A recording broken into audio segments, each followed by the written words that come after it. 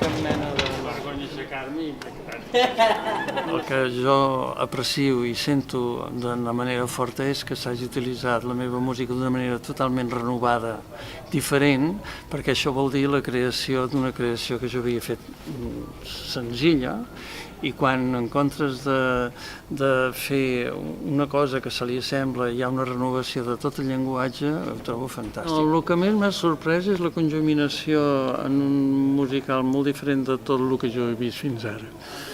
D'aspectes teatrals molt diversos, com és la música, la coreografia, el clàssic, que és un Shakespeare al final, i la dansa, la interpretació actoral, la interpretació musical, tot això barrejat en un espectacle i que al final la gent s'aixequi com s'aixeca, és el que es desitja quan un entra en una caixeta de meravelles que és el teatre.